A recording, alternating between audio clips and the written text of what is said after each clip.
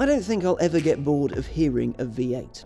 Whether there's a turbo, or preferably not one, strapped to one, the noise of a well-tuned motor doing its thing is, well, perfect.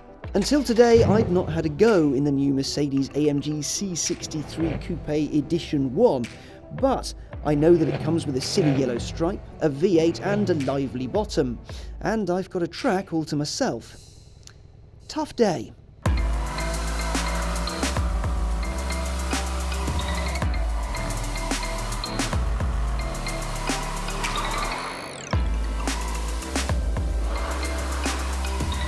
This is the S version of the C63, which means it's got a little bit more power than the basic C63. A bit more confusing, but right now you're looking at an Edition 1, and you can tell that because of the stripes. Now, the S gets bright yellow stripes. The standard Edition 1 C63, I really have trouble calling those things standard, gets grey stripes, which is kind of cool. Now the S gets 503 horsepower and 517 pound-foot from a 4-litre twin turbocharged V8. Now I'm going to stop talking about it and use it like this. Good move, I think. 0 to 62 takes 3.9 seconds and its top speed is 155 miles an hour, though you can raise that to 180-ish if you have a runway and money to play with. And once you do run out of space, standard fit carbon brakes will do the stopping for you. What do you think of the looks? The stripe I could live without, but the rear I don't think I could. It's so beautifully done. The front ain't bad either. And well, this doesn't really share much with the standard car, just the boot, roof and doors. In fact, the Edition 1 has a few key differences of its own, silly stripe included.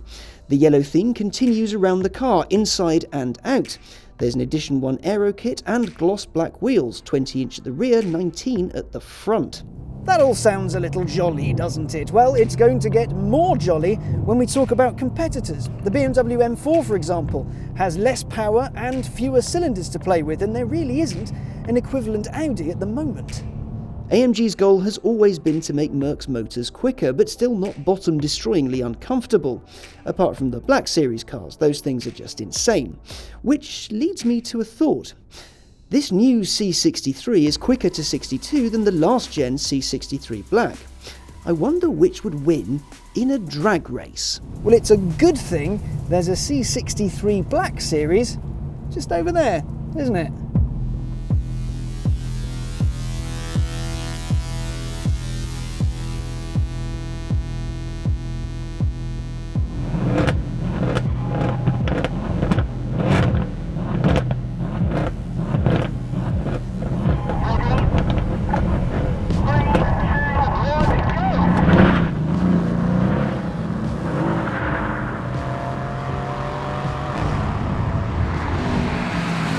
So the new car won, but that was hardly a surprise.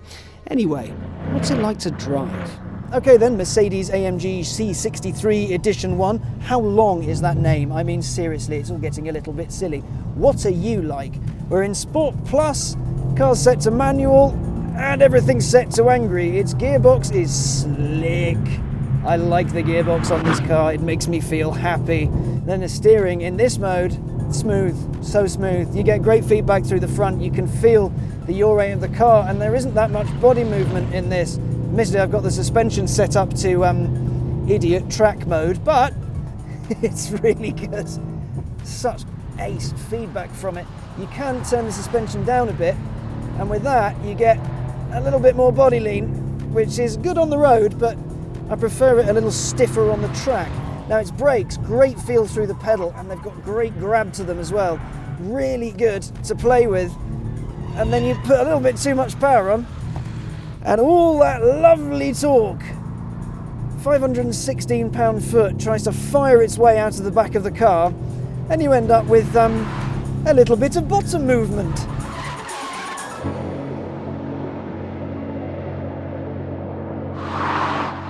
That hero mode in sport handling is good for an idiot like me, and probably the vast majority of idiots who are going to buy these, because you can have a little bit of a skid, feel like a hero, and then go about your day undead. The feel of the whole thing, it doesn't feel as clinical as an M, for example. So the M cars, I do like the M4. It's a fantastic feeling car. But the interior, it doesn't hold as much magic for me as it used to.